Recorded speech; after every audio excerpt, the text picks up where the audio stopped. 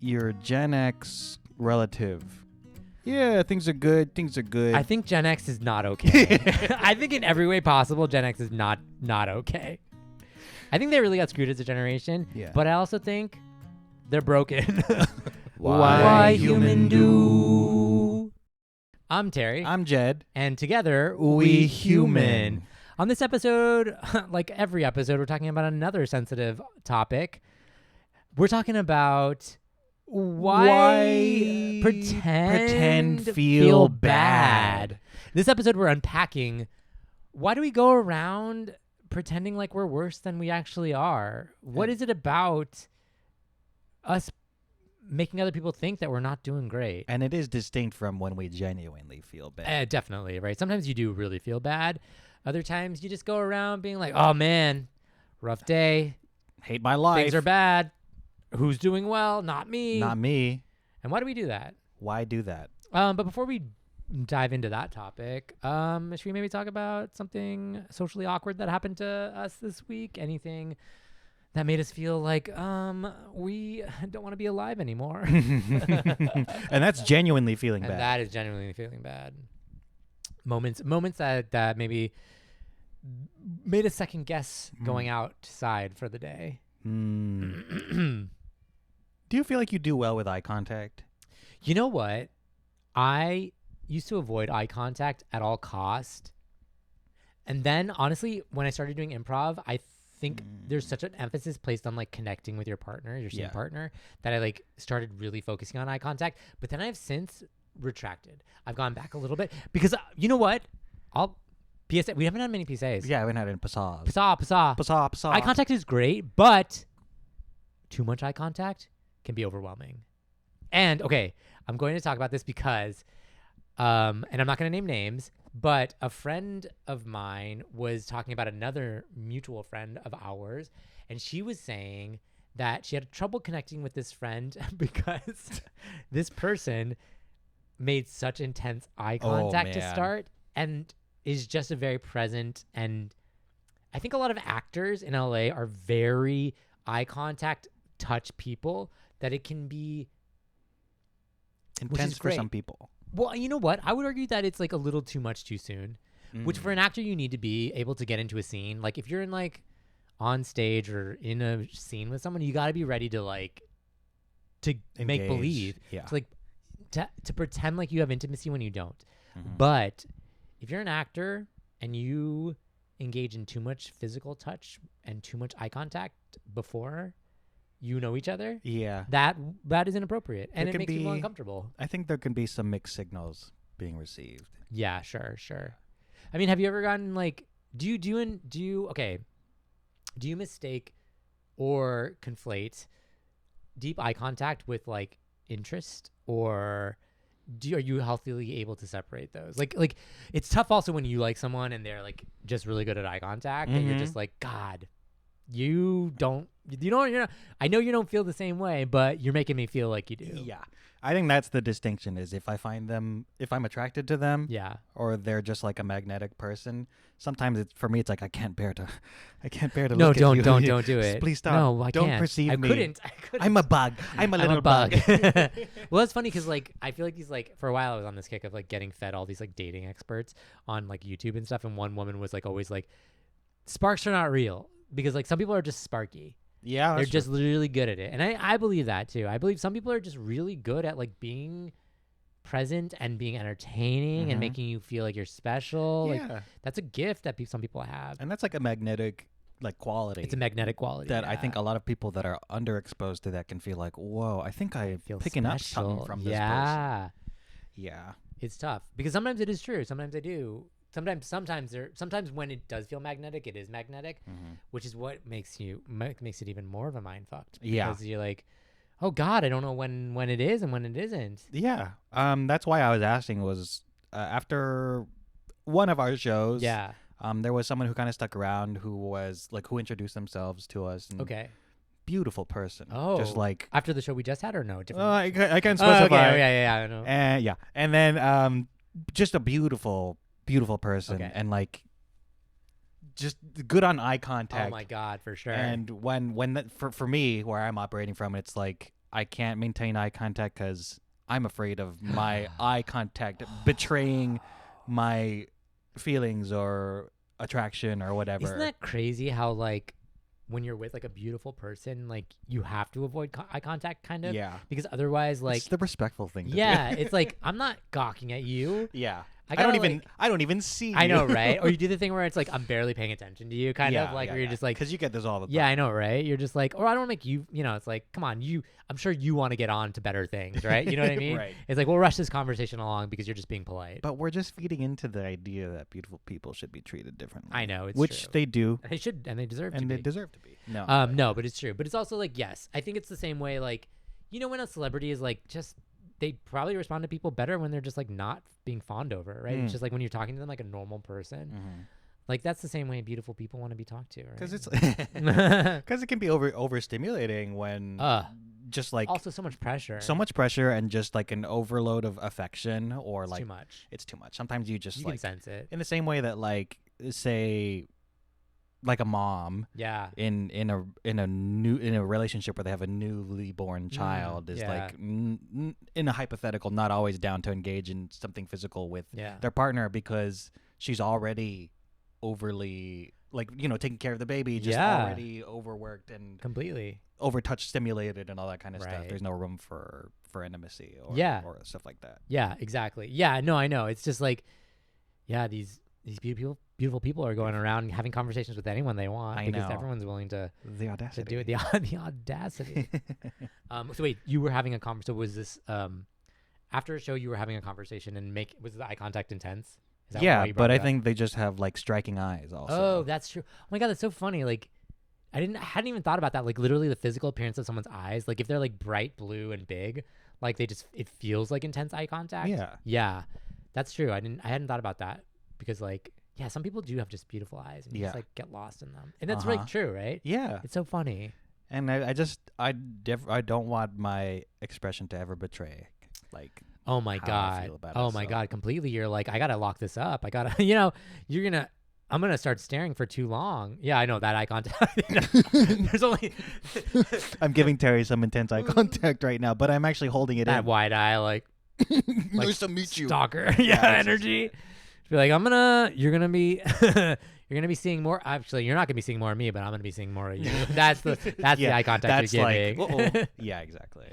So wait, how did this like play out? There were a lot of us. So then, like, kind of like, there were other people who engaged in conversation, and they like struck up like a momentum, and I was like, okay, I can excuse myself. Oh, great! So it's great, easy. Yeah, that's awesome. And I talked to our good friend Tony. Oh, amazing! Yeah. Well. Tony also has very intense eye contact. Does. You know what? Tony does have good eye contact. He's pretty good about that.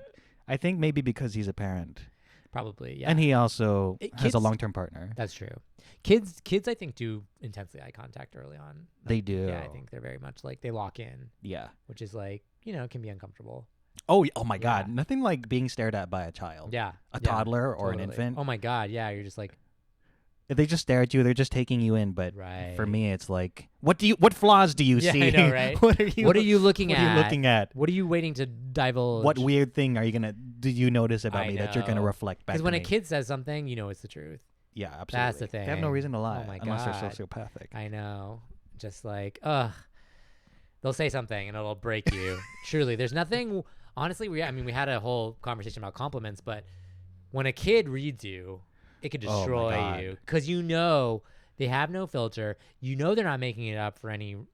They're not even trying to hurt your feelings. Yeah, they're just saying whatever is true. Yeah. They're going around speaking truth. How come Uncle Jed has no hair? Yeah, but Daddy has some hair. Yeah, exactly. They don't even, it's always like posed as a question. Yeah. It's always like a curiosity. Oh man, when I was a young kid, I didn't know any better. Yeah. I went up to our neighbor and we were making friendly conversation and I was a kid and I was like, how come you're fat? Which is a horrible, like, I didn't know. I know. Well, you don't know as a kid, you don't know that like fat is a bad term, right? Yeah. It's just like, oh, hey, why are you the way you are? Yeah. And that's like a legitimate thing to ask. Which is always good to try when you're interacting with a child. Is like, I thought you were going to say, which is always interesting to try with a conversation with an adult. When you're an adult, just ask those questions. Just put it out there. Be bold. Why are you bald? That's a really funny. I mean, I know, right? I would just take that in one question. That'd be really funny. My God. So you ended up leaving the conversation and. Mm-hmm. Nothing more than that. Nothing more than that. Okay. And it's good. It's good to not expect more out of that. Yeah. But I wonder, was I being avoidant in that situation? Probably. Yeah. I mean, not always a bad thing though. Sometimes you gotta avoid. You can't. It's like getting the real takeaway. It's like, do you? I mean, like, look. I mean, are you gonna like stare into a black hole and like get sucked into it? No, you can't do that. You gotta self-preserve sometimes. Right. Stare at the sun instead. Go blind. Yeah. Blind and bald. Right. Exactly. Something happened to you? Actually, it's not something that happened to me, and this is so specific. I don't know why I was like thinking about it and it's so generic, but it's within the context of like this LA industry that like, cause like right now, I don't know if you know, but like Cannes is going on right now, the Cannes Film Festival, and it's like very industry specific. And I just want to unpack this with you a little bit. Maybe it has to do with like maybe it's like the opposite of like making why we like are we're all doing bad and why we need this, but all the reports out of like the trades, like, cause I read deadline.com sometimes, deadline.com sponsored by, not by them. not by them. But this is weird phenomenon, especially out of Cannes, where the headline is always this movie premiered gets booed. No. Oh, opposite to X minutes standing ovation. Oh, sure. And it's lost all meaning. It's like, what's even a good standing ovation, right? Is 10 minutes enough? Is 15 minutes enough? Is 7 minutes standing ovation good enough? 2 minutes is too long. But that's what I'm thinking. It's like all these standing ovations are between like 7 and 15 minutes. And I'm like, so who's applauding for 15 minutes straight? And what are people doing during that time? What are you supposed to do? That's like being sung happy birthday several times in a row. Can you imagine? Ugh. The feeling of being sung happy birthday in public is like one of the worst feelings I've ever experienced, and I have to do it every year. We did that to you this past. But imagine being applauded. That's so long. That is so long. What are you supposed to do with your hands? Yeah. As the recipient of that. You're just like waving, or are you like applauding along? Like at some point you have to join in, right? Yeah. It's like, but I'm like, is it like just a way to make ourselves all feel better about the state of the world right now? Just like to keep applauding? I think it's just a cultural canned. I think it probably is a cultural can. Because now there's just a precedent set. The French are just too generous with their applause. I'm sorry. Which has not been my experience. I know. I land in France and I don't get a single clap. No acknowledgement at all. I know. They're just like, get out of my country. My country. The French are not known for being very friendly. So I've heard. I've never. But I guess they are very friendly at the end of during the rolling credits, the end credits of a movie. That is so long. And it really, you're right. It isn't really an indicator of if the movie's good or not. Now no, it's not. It's just it's like the first 7 minutes are obligation, an obligatory applause. Then I'm sure you enter some. Olympians don't get applause for that long. Not at all. The national anthem lasts like max 2 minutes. Sure. Like, that's an appropriate length for winning a gold medal. And, like, let's be honest, that took a lot longer to win than whatever film you premiered at Cannes. Whoa. I'm just going to say it. Okay. Low standards at Cannes. I was going to pretend to be offended, but I have not made a film. No. Look, making a film is intensely difficult, but not as hard as winning a gold medal. Oh, my God. At the Olympics? You got to train your whole life for that. Yeah, that is your life. That's your identity. People give up way more to win a gold medal than they do to make a movie in Cannes. So then, like, the people that are attending Cannes, they're also all international guests? A lot of them are international. All of them, are they associated with the films that are... Probably there's a good number of people in the audience who are part of the film, but a lot of them are just like, part of me thinks like they're applauding. You know what, the way French people do things just out of spite? They're applauding just because they're like, yes, finally, a bad movie that we can premiere on a big screen. This is like a big middle finger to Hollywood because we're saying like, we're done with streamers. Let me applaud this French / like Swahili language movie It's like a co-production, like a Kenyan French co-production. Well, this sounds like a specific movie. I'm just making it up. Okay. But like as obscure as that, where the audience for it is seven people. Oh, okay. The target audience is 7 people, and yet they premiere it at the Cannes Film Festival, and the thunderous applause at the end because nobody's gonna watch this movie outside of the Cannes Film Festival. So we must applaud it for 15 minutes. So it's performative, you think? It's performative, I think. Because I've heard instances, I don't follow it as well as much, but I've heard instances where like a decent film was booed relentlessly. Ooh. I haven't heard of the boo yet recently. Like I have maybe like a decade past. Maybe, sure. It's like what? Because like what? I mean, like what movie would get booed? Like would get actually actively booed at the end of its premiere? I can't think of it. Unless it's like offensive, right? Like an offensive movie. Which, like, for me, I'm like, then you're stacking the wrong audience inside that theater. Right. Like, I mean, look, I would boo probably like one of these like uber religious movies that has a bad message. Oh, sure. But I'm not going to that Are those movie. premiering at Cannes? No. That's what I mean. I'm just like, what premiere is like filling the audience with people who are gonna boo it? Yeah. But anyway, and, maybe it's a cultural difference. Maybe I'm not convinced that like the majority of the people going are French. Yeah, it's true. I think it's just like maybe it's just film people. Yeah, it's international film people. Maybe a lot of people who worked on the film. Maybe. Yeah, I don't know. You enter this like there's this like whole like new mindset that you enter whenever you go to a film festival where it's like you have these like film festival blinders on where you don't actually know it's good anymore because everything's like premiering here. Plus you're like you feel special for being the first person to see this before it gets distributed elsewhere. So you feel like, oh my god, I have to like love this so I can be the person who like is like I discovered this movie. When in reality I've seen some bad movies at film festivals. Yeah. I think this goes back to a cultural thing where, broadly speaking, a lot of us just wait for someone to come out with a very an opinion with so much conviction that it's like, that feels safe to align with. Yeah, completely. Instead of having our own. I mean, look, I do the thing, and I probably have mentioned this before, where it's like, where I'm scrolling a post, and I see something, and it's like, says like the headline. Yeah. And I'm like, I gotta scroll to the first comment so I know how I'm supposed to feel about this, right? Because it's kind of like a neutral territory where it's like, am I supposed to be mad about this? Am I supposed to be excited about this? Because I don't know the context. Yeah. Also, half the time the headline is misleading, so I don't really know what it's about. So I gotta dive deeper. But the person with the most like highlighted comment, upvotes, or likes is the correct the right opinion. Answer.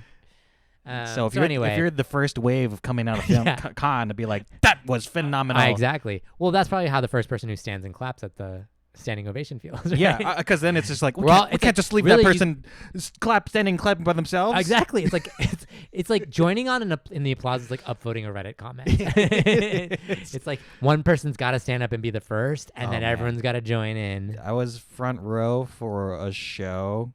And then at the end of the show, the audience started standing up and clapping. And I'm like, if you're front row, you are kind of obligated to also join in and stand. Otherwise, it's a statement of you're not worth getting. Can I ask? Yes.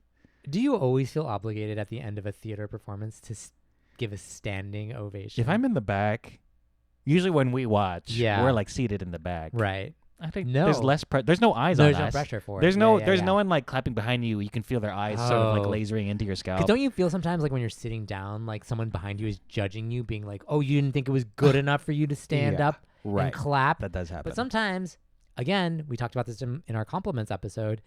I only give compliments when I really feel them, and to me, a standing ovation is a compliment, right? And it's like far exceeding the expectation. Right. It's got you out of your seat. It's above and beyond. I have to be like, that was incredible. Yeah. It's like me tipping above my standard 20%. Right. It's like you had to have done something amazing or whatever. This is now like much like con. We must say it like the French. Con. Buried alive. Star Trek reference. What was I saying? Maybe it's just like the cultural thing of where, okay, well, now it's sort of expected where we must all do a standing ovation. What does it mean if everyone does a standing ovation every single time? I know. I think now it's yeah, it's just the standard now, but and it doesn't mean much probably. Do you feel more obligated to do a standing ovation when there are fewer people in the audience? Like if if you can feel the performers like zeroing in on the audience members, like do you feel like you got to stand? I feel like there's more permission to not have to. Oh, but you think so? If there's less people, you don't have to stand. That's my thinking. Okay. If there's less people in the audience and they're standing, yes, then you gotta stand. Have to. Yeah, you got to join in with the majority. Yeah.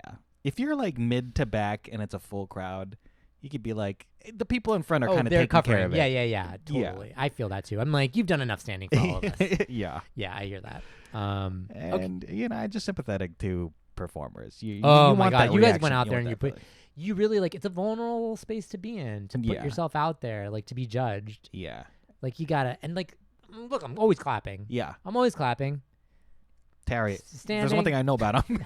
always clapping. Always clapping. He's a seal. I belong at Cannes. Yeah, but right. I'm only standing if I believe in it. Yeah. Or if I'm ready to leave. Can I? On the way out. Yeah, on the way out. Yep, exactly. Can I ask? And you don't have to answer. Is there a recent play or musical or live show you've seen where you were like, bravissimo? That I loved. You stood up. That I was like, this is incredible. Yeah. Gosh, I don't know recently that there was one where I really felt compelled to stand. Take that. Modern theater. Yeah, sorry, LA theater. No, I stood at Daniel Radcliffe. You recently saw him performance in New York, and I felt compelled to stand.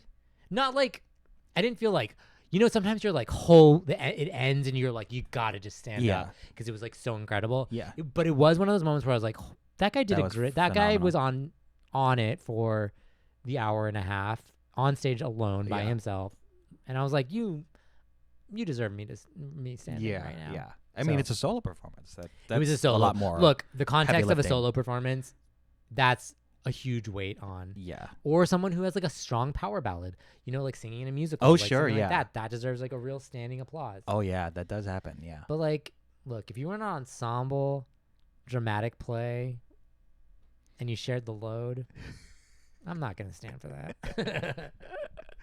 Just gonna shout out the Paranormal Activity play. We saw last year. One of the greatest things I saw actually last year. That was awesome. That was amazing. If you have a chance to see it, you got to see it. Sponsored by Paranormal Activity. Paranormal Activity and Deadline. We'll just say that. Yeah. We can't. No spoilers. We're not. But sponsored. Oh no, you're talking about the play. Yeah, it's great. Yeah, it's great. It's so good. So if you have a chance to see it, please do. We saw it together. Actually, I got to see it twice. I saw it once, and then I forced Jed and two other friends of ours to go as well, and all I did was watch them as the jump scares were happening. Dude. And I was so excited just to see how they would respond. It was good. There's nothing like watching someone react to something you've already. It feels so like I just like was so excited for that moment, and it happened, and you guys were the whole theater goes like yeah, audibly I was like ooh yeah, exactly. I was like a baboon. It's incredible. That never happens nowadays. Yeah, that was I've never experienced live theater like that before. Yeah. Shout out Paranormal Activity. Shout out. Okay, so we should probably get to our topic. We should, because we've talked a lot. I mean, look, this is all valuable stuff and it leads us to why pretend feel bad. I think this is an interesting phenomenon, and I think it's happening more and more nowadays. See, for me, I think like we're all living in this like really desperate world where, in the sense that, look, we went through a few years of where everyone was hustling all the time just to make ends meet. And now we're in this phase of a Trump presidency. We're watching like terrible things happen. 2 wars. Constantly. 2 large wars actively. Corruption everywhere. AI is taking over. And the threat of AI is like, it's not quite taking over everything yet, but it's like all we can talk about. The erosion of third spaces. We're more online than ever. So this all adds up to no one's doing well collectively. We're all stressed beyond reason. Economically. And so it's hard to be optimistic in the face of that. And it's also hard to go around being optimistic in front of people who maybe, and there's a high likelihood, are not doing well. Yeah. I think when someone's doing well, or unwell, unwell. When someone's doing unwell, there's a sort of empathic sort of obligation to be like, yeah, you know what? I'm there with you. I'm there with you. Yeah, yeah. Like things are not good. I'm feeling it too. Because it's also terrible to be like, you're in a bad place and someone comes by and they're like on cloud 9. Yeah. And like, look, we're all happy for our best friends who are doing well. Yeah, all those things where you're just like, I got a job. I'm like succeeding. Yeah. When you're just like, oh my God, I don't know what I'm like, I don't know what the future holds. Yeah. So you're like, we're very cautious, I think, going around, making sure that we're like leading with, hey, how are we doing? How are we doing? Yeah. And I think like, to your point, like, I think both of us are probably fairly empathic people. So we feel, I think there's this, because I think like there is this like, when you're an empath, you definitely feel people who are right in front of you. Professor Xavier. I feel classic move. Discomfort. Can you imagine like a mutant who like is just looks directly at you trying to read your body language? You seem tense. You seem angry. It's too much. Just Professor X, who doesn't have the power to like control minds, but just like kind of feels you. Yeah. I could be wrong, but I think you're upset. Yeah. But there is this like, right when someone's right in front of you, of course, there's this like empathic state where you're in, where you're like, you feel like how they're feeling. But I would argue that like, as empaths, we feel what's going on like collectively, like what we're hearing in the news, what we're feeling like online, what everyone is talking about. And always, if the general consensus is that like things are not good, people are not all right, we have this sort of obligation almost to go around at least like living in that space. And so I think like that's why we're all going around being like, oh man, things are not good, right? Yeah. Oh, we're all doing bad, right? Yeah. I think that's like I sorry to keep bringing it to comedy, but like when we're in shows and someone's doing a set, it's always like checking in with the audience. And it's almost like insisting like, hey, we're all doing poorly, right? Right. But how are we really doing? Right. We're doing poorly, right? Right. Oh, yeah. Well, yeah, we are. Yeah, I mean, it's interesting because, right, like a stand-up comedian has more chance to check in with the audience. Yeah. Because they literally can be like, we're all doing bad, right? And like, right, it's not your obligation as the audience to respond to that, but like you are able to like have that one-to-one conversation. But in improv set, you're kind of just living off laughs. Right. You're like, ooh, is this too dark for night now? Or is this like, are we playing on this a bit too optimistic? Like, or does that seem a little bit like, oh, come on, guys, that's not really happening. And all you can judge is maybe in the worst case scenario there's a groan. Yeah. But but like if you, and the absence of laughs is what really guides you. Yeah.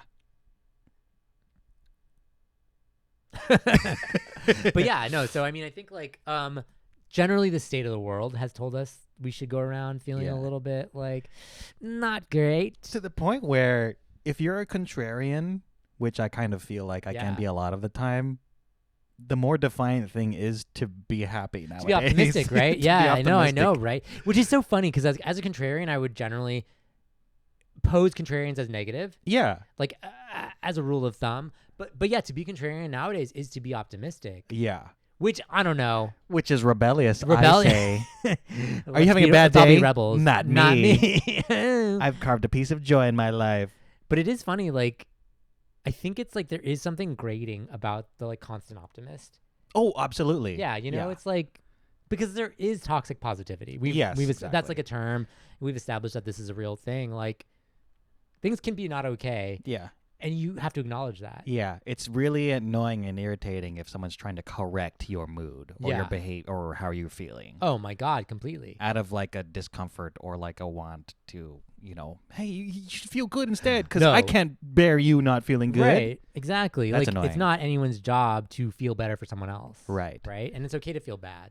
Yeah. But we're talking about feeling like pretending like you're feeling bad. Like to feel, which again, is just like, I think maybe some people are just like, well, we're talking about people who have like who are either narcissistic or just have no like sense of like how to read anyone else, read the room, right?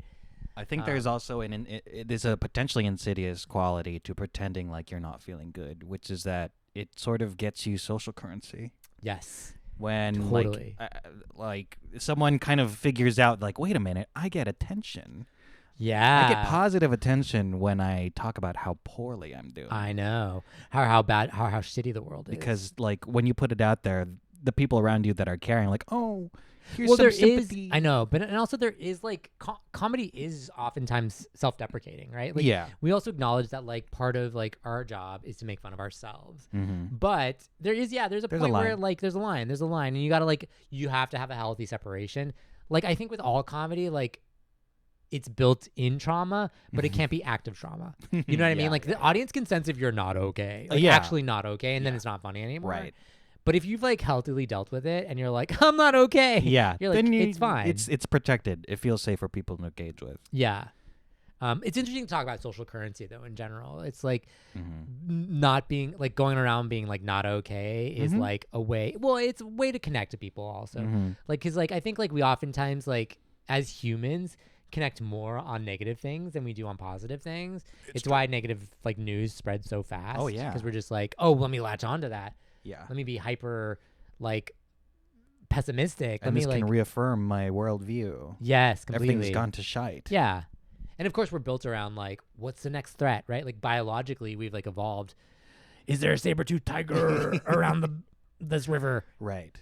So I think, like, that's, like, probably, like, in our DNA a little bit. Yeah. And it's been monetized against us. I know, right? It's, like, also funny. It's like, do you think that we've sort of, like, the way we operate online, has that infiltrated our real life way of being, in the sense of, like, we live on TikTok and shorts and videos, and, like, we're optimizing for, like, titles and thumbnails and clicks. Are we allowing that to bleed into our real life? I think so. I think there's some degree of that gets internalized that you're bringing into whatever you're consuming. It's like in there somewhere. Yeah, it's in like your subconscious. It's influencing your decision, how you present yourself, how you carry yourself. Yeah. In the same way we talked about, hey, what's the top comment on this thread, on this subject? We're often going to defer to that if we're just mostly online. And like, oh, okay, if this gets brought up in real life, my opinion is this opinion. Oh my God, of course. Like, right, like, you're always, like, sort of starting with the most neutral opinion. Doesn't mean neutral, like, emotionally neutral or not charged. It just means what's the most accepted opinion that you start with, and then you go from there, right? Because there's always a moment in a conversation, like, do you express your real opinion? And I think a lot of, like, what we're circling with, like, why we present as not being okay is that we're, like, leading with the most neutral position to start.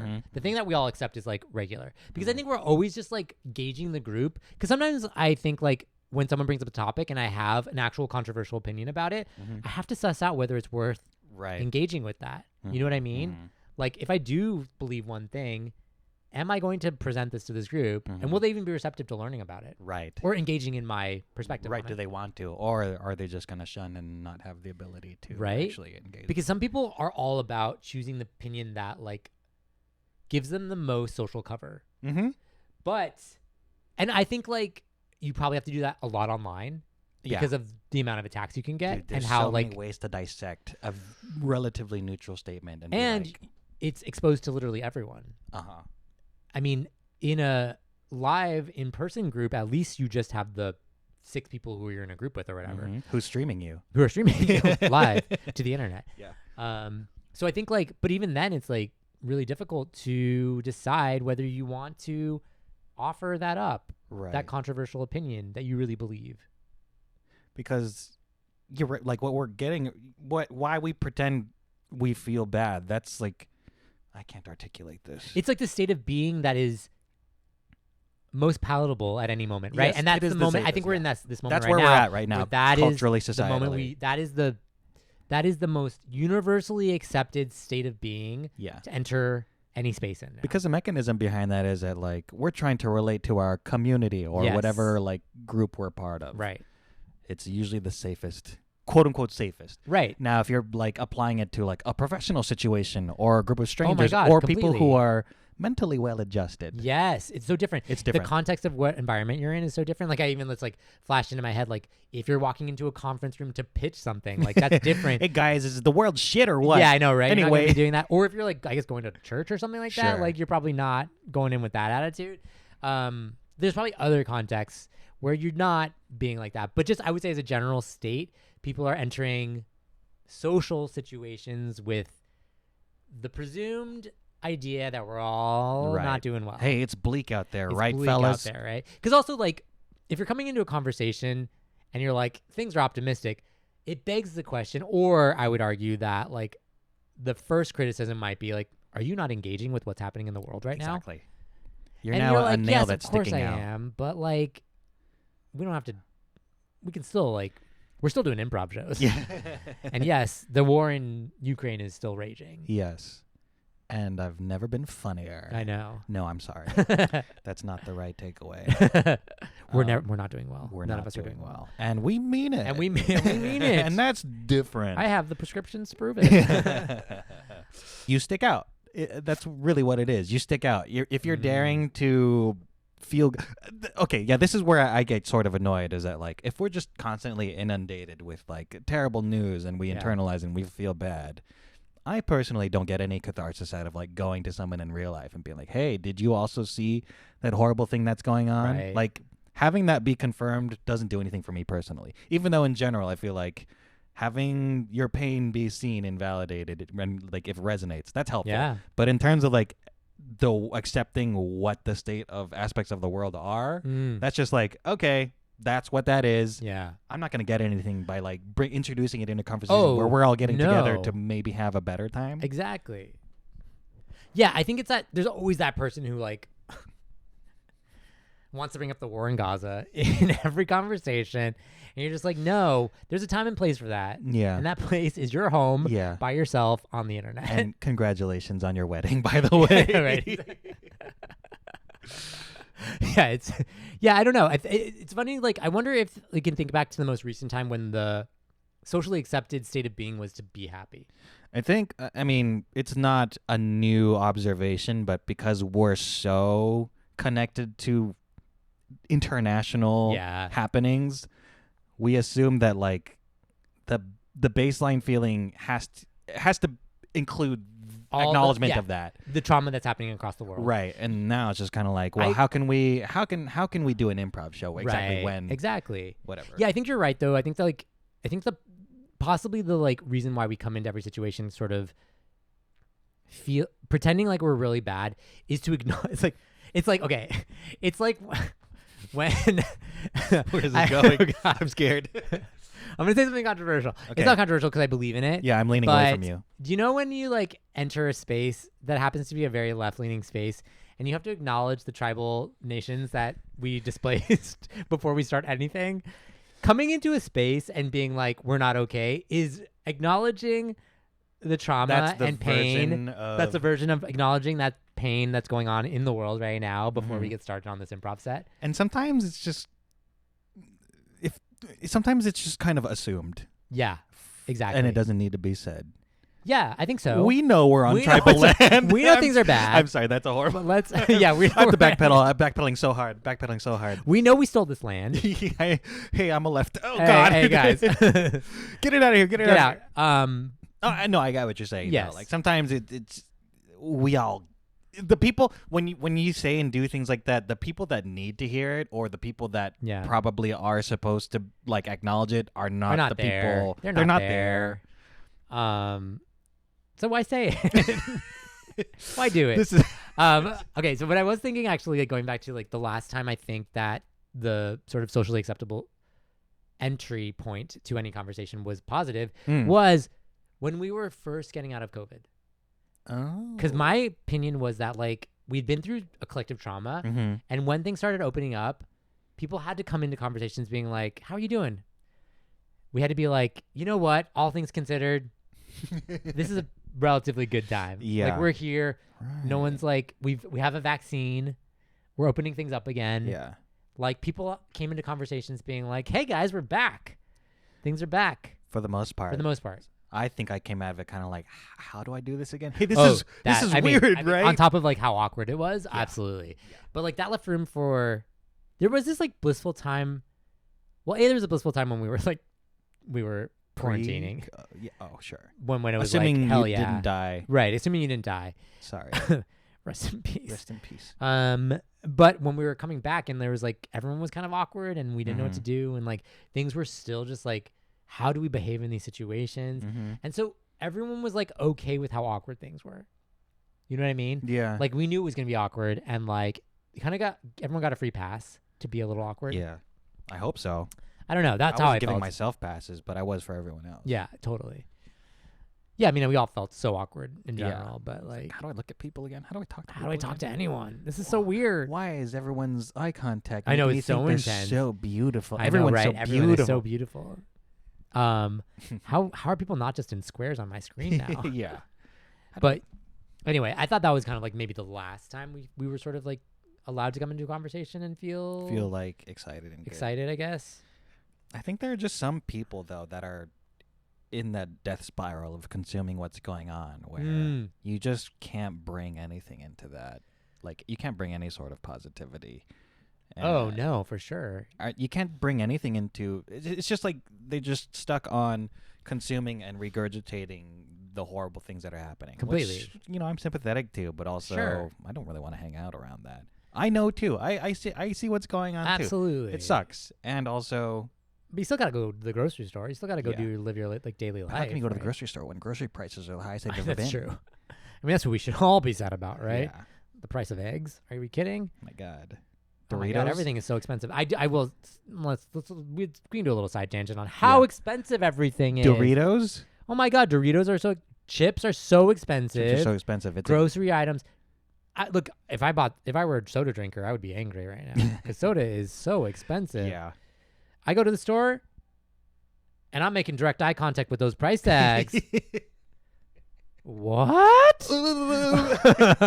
My bill is how much? Right. Which, again, like, this is a case where, again, this is what makes it more acceptable to be like, man, everything's hard and sucks. I know. Because our baseline lives are being affected. Yeah, it's true. Everything is so expensive. People are being pinched. People are being stretched so thin. Yeah. And, like, we have to acknowledge that is happening. And some of us are luckier than other people.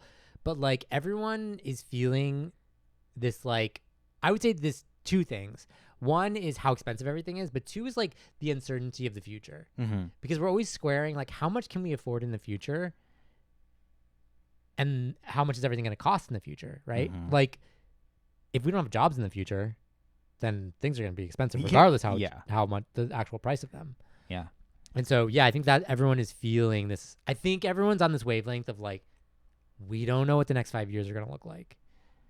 And are like, we're feeling the pressure. We're like getting pushed up against the wall because like our jobs, everyone's like, if they have a job, they're like, oh God, I gotta cut my salary. That's okay. I'm still here. I'll do whatever you ask. And then on the other side, they're like, oh my God, everything is getting raise my rent. Okay. Yeah. Everything is, prices are expensive. Okay. Insurance is expensive. Like we're like, the walls are closing in on both sides. And then if you happen to be in a position where you're relatively buoyed from if you have a little insulation, then you're in a place of privilege. Oh, totally. And you have to acknowledge and you're like, oh God. And then you have this sense like, should I be feeling guilty that I don't feel that pressure? I think people demand that you feel guilty. I think so, right? In the same way that, I mean, culturally we're against nepotism. It seems like we're the most, I mean, I feel like people are going on about like Nepo-Babies and they seem like to be the most representative of like, some people have it all. Right, totally. And I think that's what goes back to like pretending like you're feeling bad is like, you could have things going on for you, but it's a faux pas to acknowledge your privilege, right? I mean, some people want you to. Yeah. But like to be so. But you don't want to be brazen about it. Yeah. Right? So like, yeah, that's why like Nepo-Babies have to go around being like, I work hard too. Yeah. Which, yes, we all agree. Everyone works hard. But sometimes, I don't know. This is the story can I tell a story? Please. I'm going to sip on my coffee. It's a Nepo-Baby story that's not a personal story of mine, but I heard it and I was like, this is the most extreme case of Nepo-Baby. And we're going to name names because it's out there on an interview. So, do you know, Wyatt Russell, who is Kurt Russell and Goldie Hawn's son. And he's an actor. He is. And he's done very well. He's like the new Captain America, the bad Captain America. He's the U.S. soldier. He's the U.S. soldier. He's been cast in big blockbuster things. And he's actually, I think, very talented as an actor. He's like totally good. But lucky for him, he looks like his dad because I think he's playing his young version of his dad in a TV show. Anyway, he's got job security. Sometimes you just have job security because you look like your parent and you can play the young version of them and they're more talented than you. But there was this interview with him and he said this as such a throwaway comment, but it was so indicative of like Nepo baby. I think he said something to the extent of, my first audition was to play Captain America. And and I think he was saying it in like, I bombed that audition. Yeah. But I'm like, sir, that was your first opportunity. The first audition you ever got offered was to play Captain America. Do you know that that's not like a normal thing for actors to just be brought into a room to play Captain America when you've never auditioned before or never been in anything before? Like, that felt like for me so tone deaf to not tone deaf in the sense of like he was saying it as a throwaway comment, but I think it's like funny that like probably he didn't even realize the amount of like privilege that that comes with like being in that room when so many actors who've been hustling for so long can't even don't even get near that. Well, I think this kind of feeds into the sort of culture of like, we can like keep moving the goalposts of what's audacious in a person if they have some degree of opportunity relative to us. Yeah. Like any number of like legs up that they have, right? Yeah. Everyone has a different line, which I think makes it hard. Yeah. Because we all have, I'll argue that all of us have privilege in some way. Every single person in this world has like one degree of privilege. Because you can always go lower, right? You can always be like, well, someone has it worse. Yeah.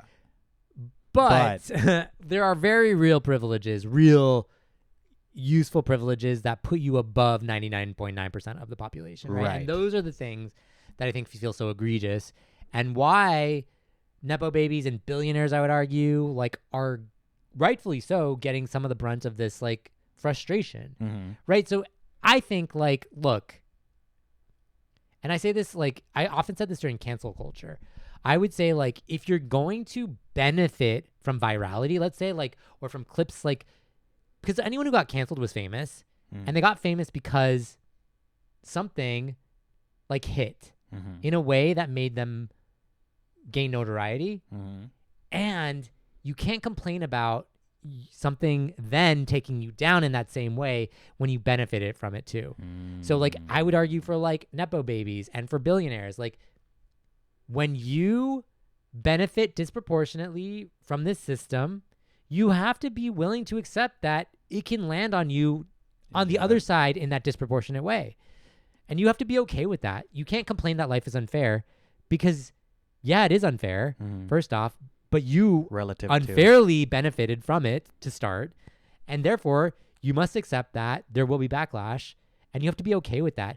And look, if you're smart, you'll roll with the punches. You'll figure out a way to deflect that or to feign like that. Like, oh my God, Nepo-Babies suck.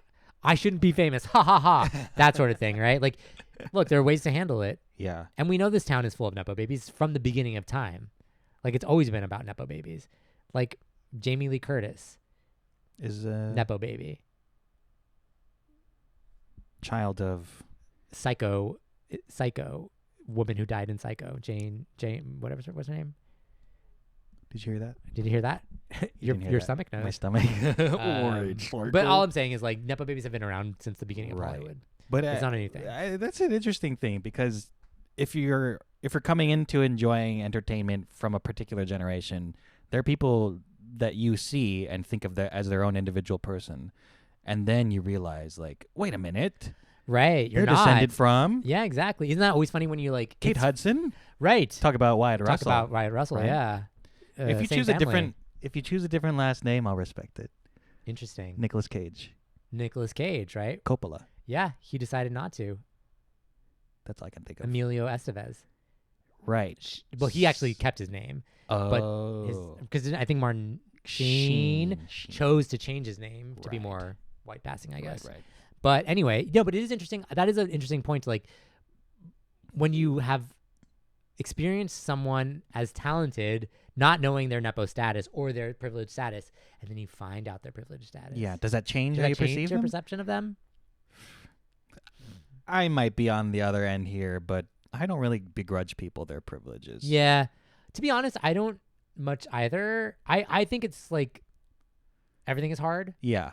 And like it's natural that people are going to get a leg up in some way and they're going to follow that leg up, right? Like you're just exposed to what you're exposed to. And if you're the children of like famous people, you're going to probably follow in their footsteps. Yeah.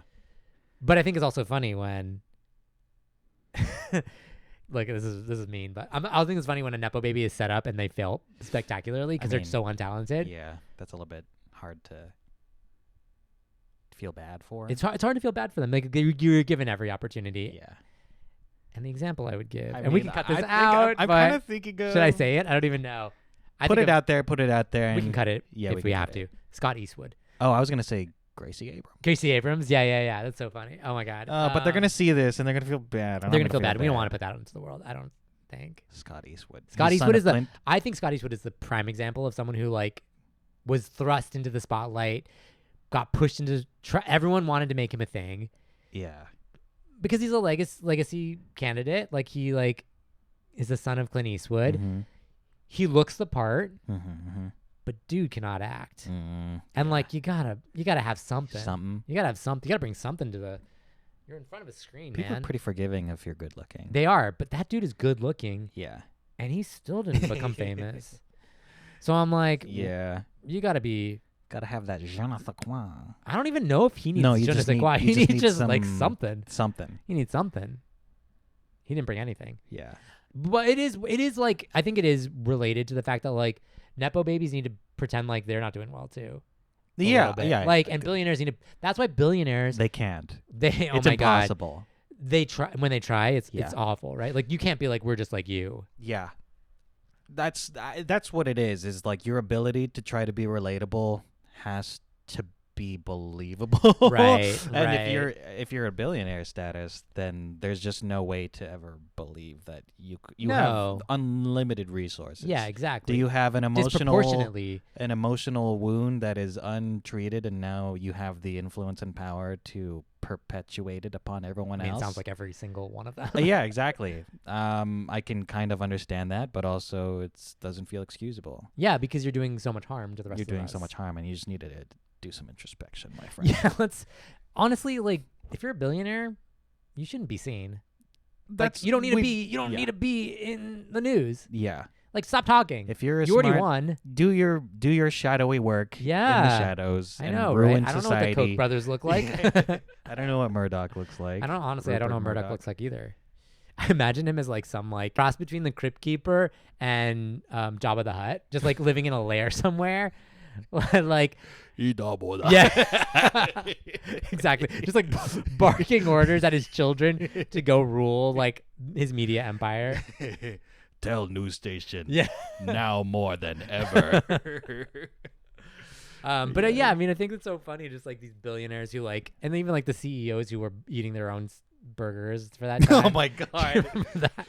I hated that era so much. That's just a good product. Now I'm going to eat my product. That's a hefty bite. I don't care. Stop trying to be relatable. Right. Because we know you're not eating any of your own food. It's not, I mean, you don't even call it food. You call it product. That's absurd.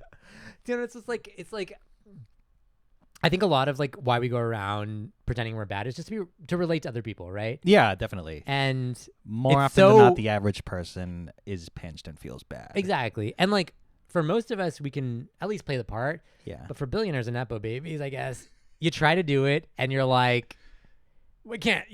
Buddy, you don't know what it's like. It's so much so that we relate so much more to the murderer of a CEO than we do oh my God. To a CEO, obviously. Yeah. Not that we co-sign that behavior. No. We certainly don't co-sign murdering anyone. But if you are going to murder someone,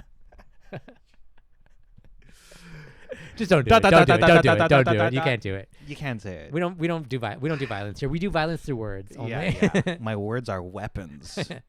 Terry, I feel I want to defend Nepo-Babies. I do, yeah. Okay, we can defend Nepo-Babies. I feel bad for them. Not all. But do you feel worse for Nepo-Babies than you do for the single mother whose trying to afford groceries. Is this single mother attempting to entertain me at all? You're right. I'm kidding. But I do think... You think there's like too much hate? I think it's a little bit too much. It can be transitive property. I think in the same way They're that... a stand-in. Because someone is visible, oftentimes the assumption is they're doing well. Which is true. Not that is true. Always the case. You have a higher chance of being visible if you are the child of someone. I think so. Yeah. I think what's difficult about, because like when we're saying Nepo baby, we're really saying Nepo baby in Hollywood. Sure. We're not really talking about Nepo babies who are just inheriting their family businesses. Yeah, because they're not in the limelight. If a blacksmith says, "My father was a blacksmith, right, and my father before me," is that a Nepo baby? Because I think if we're gonna drill down really deep on the details on this, why it's such a hot button issue is that when someone becomes famous, it's oftentimes not about their talent necessarily. Mm-hmm. The difference between how hard people have to work at their craft is kind of like meaningless at that point. Mm-hmm. It really like what feels like so in the face about it is that like it has nothing to do with like how hard you worked, and it's an industry where that like is so fickle, and it's like it's how hard people have to struggle to do, I guess, like to even be on the same playing field at all, right? Like how much people have to give up to be an artist. Mm-hmm. And like a lot of actors I would argue are artists. Mm-hmm. Not searching to be famous or anything like that, but just trying to do good work. Love the medium. And just like make a living, mm-hmm. Just like to get by, just be able to pay their rent. And so when someone like enters the industry and their first audition is Captain America and they don't really have to work that hard, I think it just rubs salt in the wound of how hard other people have to work. Mm. And that's why I think in particular actors who are children of actors, famous actors, get a lot of flack. Mm-hmm.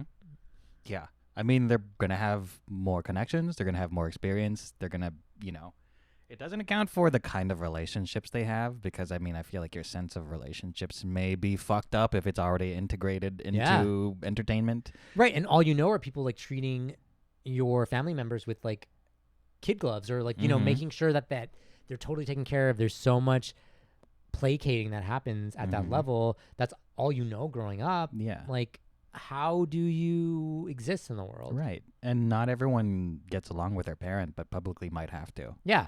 So it's definitely a unique, different struggle. Yeah, for sure. But again, like you probably should acknowledge that you probably have more to benefit from. Yeah, exactly. I think I think you're probably right that there's probably been an outsized backlash, and you're right also to say like just because they had an easier entry point into the industry doesn't mean the industry isn't still hard, mm-hmm. or that they're not suffering in other ways. Mm-hmm. I think it's just like, again, it's just such an obvious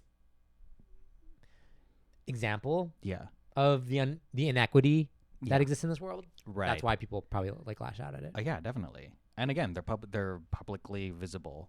Yes. Part of what makes them successful is their public image. Right. Right.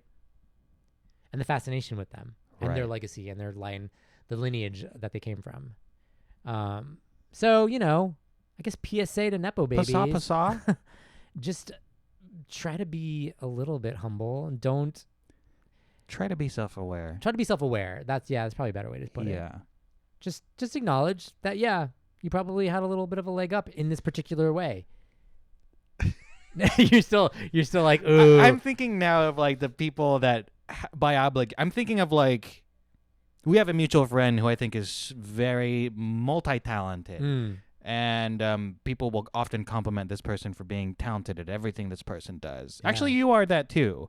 But in this, but for this particular person, I'm not saying you don't do this, but this person does feel compelled to be like humble all the time. Oh, and sometimes I find that to be annoying because I'm like, you're good. Interesting. Sometimes when it's more about like being like authentic. Yeah, and completely. Because do you think that humbleness is not authentic? It is authentic. Oh, it is authentic. But sometimes I'm just kind of like, Be what you are. I know, right? Own it. Own it. Be what you are. So own you're it. saying in relation to the Nepo baby, just be like, be the Nepo baby I think you are.